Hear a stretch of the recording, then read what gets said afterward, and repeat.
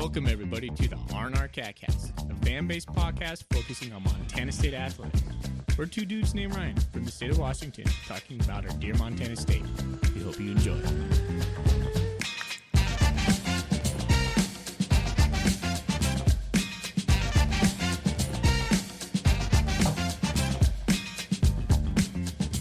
All right, welcome back, Bobcat fans. Thanks for joining us on another episode of the R&amp. This is our instant reaction show where we break down the game that just had. We go around the big sky, and then we give kind of like the good, the bad, and the ugly. But most importantly, the illustrious return of Ryan Thornburg. How you doing, buddy? Doing fantastic, man. I'm back. I'm back stateside. I'm not quite fully acclimated to the time zone just yet. I passed out pretty early last night because I'm used to being 8 hours ahead of where I am, but it's good. I was able to watch the game, get some Bobcat football back in my life. Feels good, man. It feels good to be back on the mic. Right on. Well, happy to see your bearded face again and hear you talking in the background. So very first thing we're going to do, we'll dive into the scores around the big sky. I know you have a short time that you can devote to this, so we're going to get in and get out. Plus, this game against Stetson was, well, is what we thought it would be. And so we'll get into that in a little bit. But let's start off with, I'll start us off on the top, as I like to do. Northern Colorado lost to the Cougs, the 23rd ranked Washington State Cougars, 64-21. And I guess if there's a little bit of surprise, it's the fact that Northern Colorado hung 21 points on Washington State. I watched a little bit of that game. I'm not too familiar with who's their stars anymore outside of Cameron Ward, their quarterback. So I couldn't tell you if Washington was playing like their third stringers, but there it is. Colorado 0-3. Yeah, I mean, it has to be, right? So I'm looking at it. The Cougs scored 43 in the first half, and Northern Colorado scored 7, and then it was 21-14 in the second half, Cougs. So imagine a lot of second stringers involved. But that's about what that game expected to. The other game that was kind of interesting, that at the top of my list here, is Weber State. Mm-hmm. Hung with Utah a little bit. It was 17-7 Utes at halftime, and then Utah scored twice in the third quarter, and it was nobody scored in the fourth quarter. So Weber State manages just 7 points, but holds Utah to respectable 31 points. Weber State looked pretty tough in that, man. They looked physical. They were hitting hard. They wanted that game. They were there to show that they're another Utah school that can play some football, but ultimately they fell short. But I was kind of impressed with Weber State. Yeah, they look big as always. Utah's missing their starting quarterback, and that was kind of the narrative that the announcers... Rising, or whatever his name is. Yeah, they're like, well, this offense still hasn't found their footing against anybody or the semblance of kind of continuity, but I think Weber State had a lot to do with that. It looks like Utah kind of ran away with that in the third quarter once they kind of figured things out, but it's a tough one coming up. We're going to talk a lot of Weber State tomorrow night. Yeah. Yep, that's going to be the biggest game of the season by far so far. Well, no, South Dakota State. What am I talking about? I'm all sorts of weirded out, man. Like I didn't get to watch very much Bobcat football, and it was kind of an afterthought when I was in Europe for 2 weeks. So sorry about that. That was a bag of snafu. Obviously, we just had a huge game 2 weeks ago. Yeah, maybe when we have some more time, probably on Monday, let's catch up on some South Dakota State thoughts, because I'm interested to see what you thought. All right, hey, one game I was actually kind of happy about was Idaho losing to Cal. And I say that not because I'm rooting against Idaho. I'm just rooting against the obnoxious fans that Idaho has. And they lost 17-31. They were up 17-0 against Cal. And then a little guy named Isaiah Fonse just had a quiet day of 137 yards, 22 carries with 1 touchdown. Good to see California knock off Idaho, in my opinion. I think Cal would not even be a top 10 FCS school. I'm probably going to need Crow on this, but that's how I feel. Yep, hard to say, but yeah, good showing by Idaho. I'm surprised they let that one get away. 17-0, and then giving up 31 straight points and getting shut out in the second half. So something went sideways for the Vandals there, or they caught Cal sleeping a little bit in the first half. But Idaho looking like a strong team this year. I was on the fence on them earlier in the year. On our preview episode, I think I had them finishing like 7-4, but I had them losing both their FBS games. But they're looking like they're a top 10, top 5 FCS squad at the moment.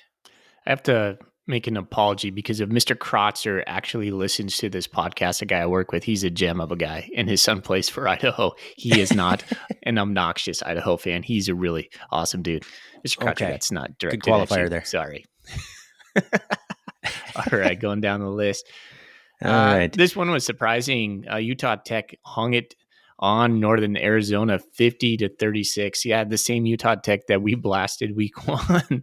So Northern Arizona, house is crumbling over there. This could be the beginning of the end for who's their coach? Is it Chris Ball? Is that right? Chris Something like Ball, that. the guy that the Bobcats came a hair away from hiring. Yeah, that's not a good loss for Northern Arizona. They dropped to 0-3. This is bad. And it was in Flagstaff, so no excuses, right? No, that's supposed to be the tough place to play. And they scored 21 points in the fourth quarter. So they were down like 47-15 or something like that. They were getting smoked by Utah Tech. Yeah, it looks like Utah I think Tech NA's pulled. going to be worse than I thought they were, which is saying something. Mhm. Well, Eastern takes care of business at home against Southeast Louisiana, 40-29. Good win for the Eagles, even though it was at home. They were struggling with a lot of that game, but 20 points in the fourth quarter. They came out on top. A lot of people had Sela in the top 20, even though they're 0-3. I think 2 of those were like FBS losses or something. But they're 0-3. It's hard to justify keeping anybody in the top 25, no matter who they play if they're 0-3. But good win for the Eagles, man. They're kind of back in the win column. They got a brutal first 5 or 6 games, whatever. So good for them to get on the right side of the winning column. I watched a little bit of that game. Those two teams seem evenly matched to me. So that was a really good matchup. That was a fun game to watch. Isn't Sela the team that beat Idaho in the playoffs last year? Correct.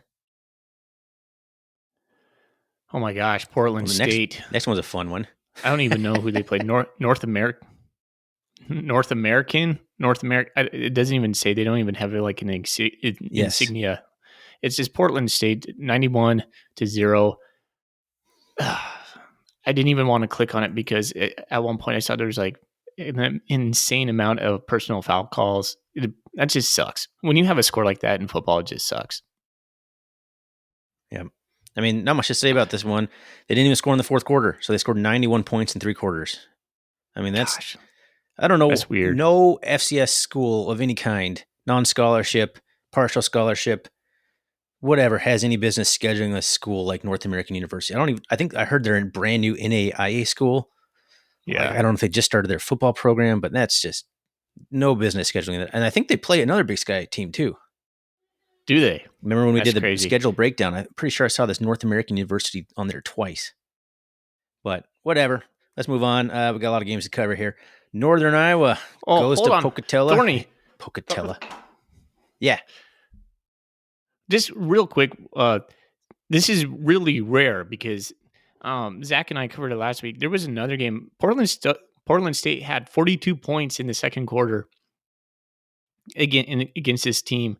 That's the second week in a row. Some team had 42 points alone in the second quarter. It wasn't Portland State last week. I can't remember who it was, but that's just, I didn't know you could score that many points in one quarter of football. That's like, yeah, you're scoring like special teams, defensive touchdowns. Like, you got to be scoring at all 3 phases right there. Sorry, man. This is lagging really badly. Sorry.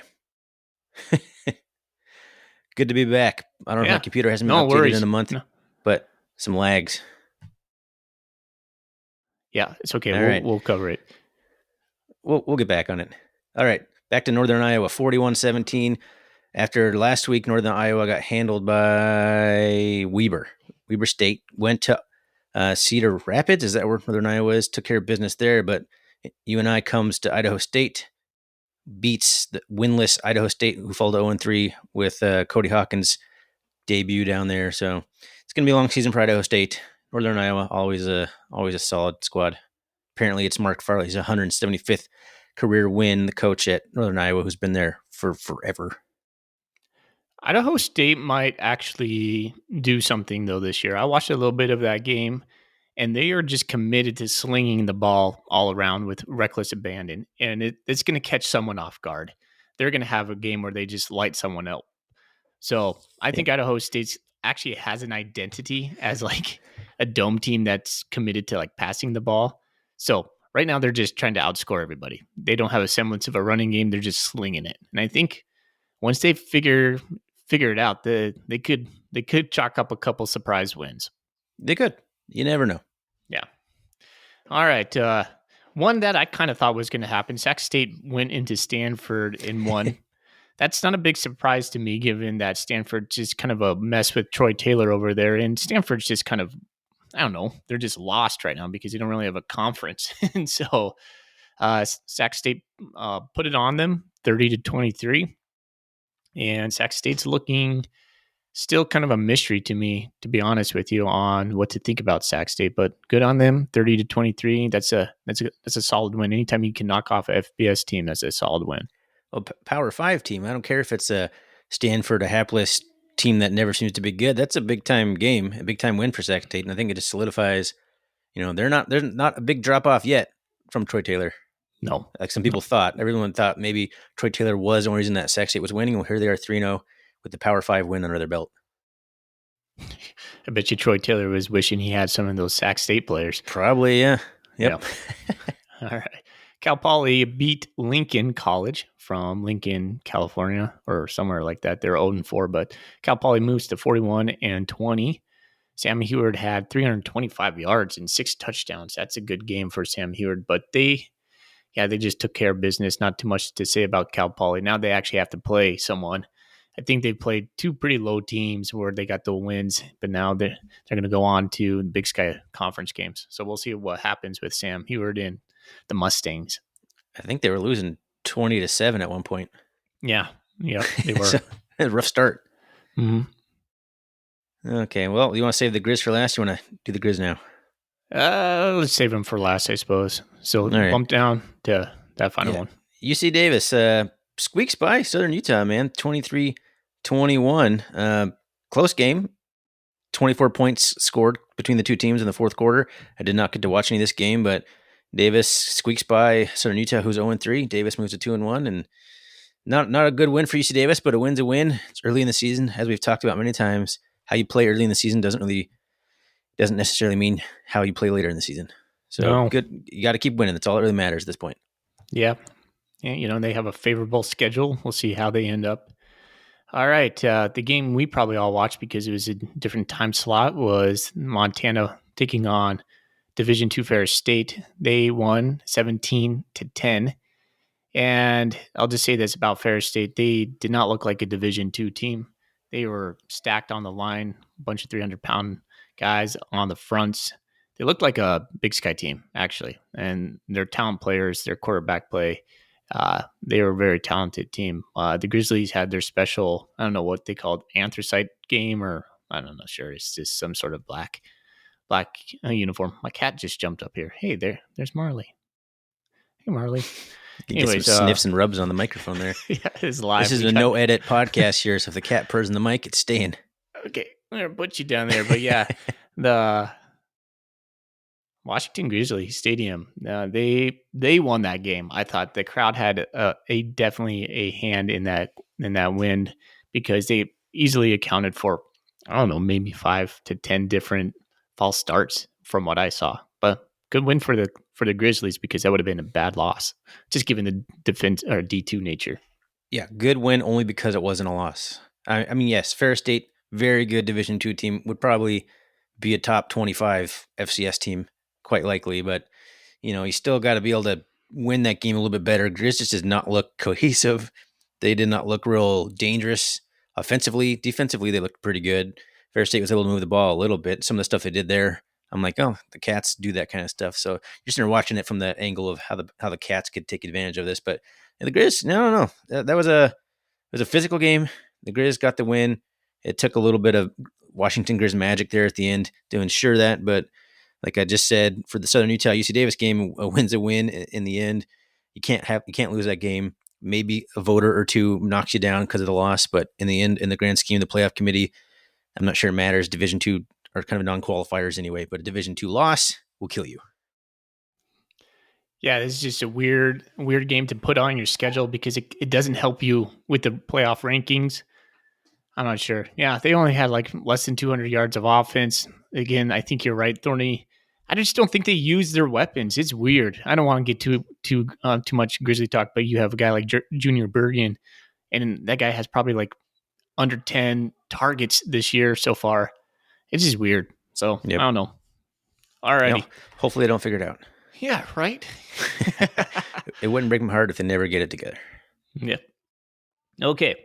Well, that's around the big sky. We do want to introduce a new segment. You said, what was it? I don't know, Chasing the just Champs?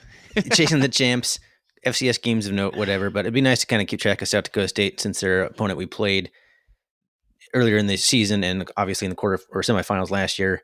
They plastered Drake. Another, we're familiar with Drake.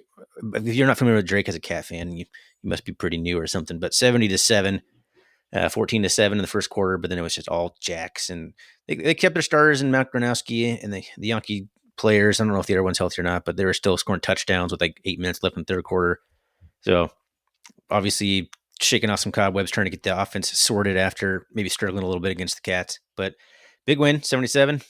I mean, I'm sure there's not much complaints out of Brookings. No. You just got to keep track of those guys. Unfortunately, our loss means we probably, if we get to that point, the semifinals, we'll have to be traveling again. Well, it depends on what side we're on, right? Who knows? But Yeah.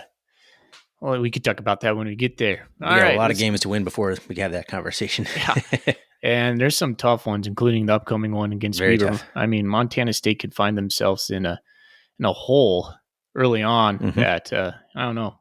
Don't want to go down that route right now, but let's quickly talk about the Stetson game. Somebody on the board mentioned it, and I thought they put it perfectly. There's like, I'm a huge Bobcat fan, and this was one of the hardest games for me to keep engaged.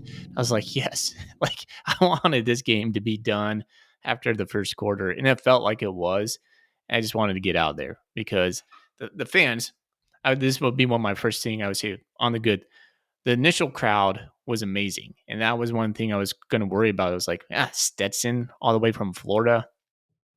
Who are these guys, right? So I had After to a do heartbreaking loss, too. Like, you never know yeah, if a fan just doesn't want to do it. They know they're going to win, whatever. Just skip it. But yeah. The looks fans good on showed TV up, to start. but they also found the tailgating pretty enticing after the first quarter. And there was no need to come back after that. But Montana State, it looked like a Chamber of Commerce type day. Zach Levere kept texting me. He's like, man, this is one of the most beautiful days out. I was like, yes, it looks awesome. That was good. We beat them really well. It was awesome. So, what's your good, Thorny? Tell me about it. So I liked the game plan. I liked coming out and working on the passing game. I can say more about the passing game and exactly how that transpired and exactly how we attacked it. But we came out throwing the ball. I think what was our first 4 or 5 straight plays were all passing plays. So Yeah. that's what we needed to work on. We've talked about that, especially Chambers. I think because I think Tommy is looking pretty decent passing the ball this year.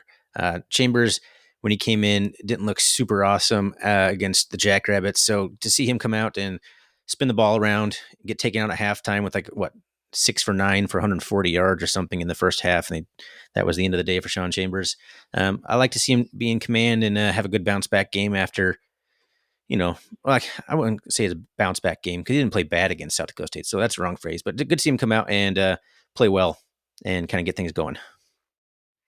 Yeah, we saw this last year. I think at the beginning of UC Davis when he was inserted after Tommy went out at Eastern Washington. And we kind of fell in love with the Sean Chambers offense because it just felt more dynamic. Because clearly he's a better passer. Or maybe not a better passer. I don't know. That's could He be a throws a good better debate. looking ball. It's pretty. Yeah. He can do more passing routes, I feel, than Tommy can or could at that moment. And that's exactly what we needed for him to come out passing like he did. And that was what Tom Stuber was saying. He's like, we need to come out and just, pass as much as we possibly can to figure out if we can do it. And we did. So Yeah, happy about that. if you're at the stage in your program where you know who you are and you're kind of a well-oiled machine in certain areas, these are the games you're supposed to work on the parts of the machine that aren't working very well. And that's what you should do. Like, this should have been an opportunity to work on the passing game, and that's exactly what we did. So good on the coaches for that's my good category. knowing that that's a weakness that we should work on, and perfect time to do it because we got a big game coming up next week. Yep. A couple other things I'll just rattle off. In the good was I thought that our play calling in the red zone was a little bit more diversified and Yes. just looked better. I mean, it's hard not to be more diversified than what we had against South Dakota State. That's such a head scratcher. Kotzman, I mean, or field goals. Casey Kotzman out of Butte had 44 yard and 36 yard. I know he was playing in like mop up duty, but I thought just his rhythm and his approach to the ball to me actually looks a little bit better than Brendan Hall. As I love Brendan Hall booting out of the end zone, but when plays kicking duties, I kind of actually have a little bit more confidence in Kotzman. I like the Ort pick six. That's just good to see a pick six anytime you get one. And probably my other favorite thing was came in right away. We had a safety blitz from Drew Polidor, and I hadn't seen that look yet. And that was a really good time blitz on just a different front. I hadn't seen that formation yet. And that I just, the way we continue to use and showcase Drew Polidor is really awesome. Yep, I agree. And the good, yeah, just getting pressure on the quarterback. I don't know how many sacks we ended up with, but I think both the interceptions were because the quarterback was like getting hit right as he was throwing it or was about to get hit. So I think both the interceptions that we had, one by, like you said, Rylan Ort, and then the other one, Blake Stillwell, were both caused by good pressure by the front four. So that's in the good category. They didn't dominate necessarily, but they played pretty well, and they got themselves out in the third quarter. So we got to see a lot of backups, which is huge, hugely important in the course of a season to get every player on the roster some playing time. Absolutely. Love to see that. Okay, in the okay category for the me, I thought our tackling was just okay. I thought we rallied to the ball really well, but the initial tackles, we could be a little bit more sharp at that. No, kind of looked like the classic case of just trying to level a guy and not necessarily tackle a guy. I kept thinking it was probably hard for our players to keep engaged with this game as well. If as a fan we felt it, but it's such a high and then coming down with such a low, and then with Weber in the forefront, I don't know. It's a tough game for us to just be as sharp as we need to Yeah, be. We especially didn't in the need to second be. half. Yeah, I mean, it's just like you just didn't need to have your A game, but No. you always want to have your A game. It's just a weird game in that. I mean, it wasn't this long ago that we were winning these games like 35-10 and keeping the starters in until like the fourth quarter because Yeah, it wasn't like quite put away yet. So I'll take this any day of the week. It's a sloppy second half, but you're getting lots of guys in, and it's in between two hugely important games. So it is what it is. I'm not concerned about any of the second half crap, really. no, not me either. And I guess the only thing I had in the bad category was we missed a point after. And again, Brendan Hall just seems to be inconsistent. He either nails it or goes off to the right or knuckles. He has some inconsistencies there. And then special teams tackling. Well, the one time we didn't put it in as a touchback, they had a big return that set them up for one of their touchdowns. Yeah, I agree with that. Special teams was kind of a adventure. Bad, I guess. Some drops. Some drops, I think, mainly by Jacob Trimble. I'm not sure anyone else had a drop. Maybe Cleveland Thomas might have had a drop too, or had one he should have come down with. I don't remember. But I mean, if we're going to be a team that doesn't pass the ball a lot, but is going to need the passing game to help us out, you can't be dropping passes that hit you wide open in the hands. You just can't. No. Yeah, Trimble had a fumble actually too that caused us that led to one of their touchdowns. So he did good, but he's such a young receiver. He's a true freshman.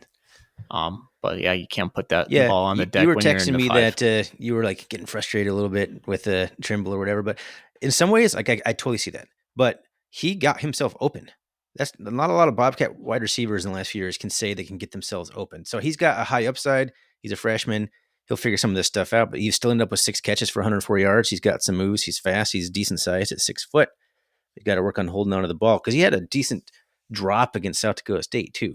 Now, Yeah, somebody said that the defender, put his hand in there and may have poked it out the last second. It looked to me on the cursory glance I watched like he should have come down with that, but he's getting himself open. Like even in that one, he beat his man in South Dakota State and got himself open in a perfect pass from Chambers.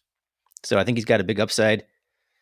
So he's going to have to be because who knows what's happening with the the two FBS guys, Lanyata, Junior Alexander, and McCullough. They're going to play. I I think know. they will. I know one's McCall's an injured, injury but injury yeah. thing, and who knows about the eligibility thing? That's just weird to me. I don't know. So, all right. Hey, Thorny, any other thoughts? No, man, I got to get rolling here. It feels good to be back, man. This is I wish I came back for a more exciting game to talk about, but Monday we'll have an exciting game to look forward to. And I'll give you a little bit of maybe recap of what I thought about South Dakota State if we want to continue that conversation, because that's probably more interesting than the Stetson game, which we probably have already said enough. We can talk a little bit more on Monday, but good to be back. Anything else you want to say here before we get out? No, man. I'm good. All right. Well, let's just get out of here with a nice, simple go Cats. Go Cats.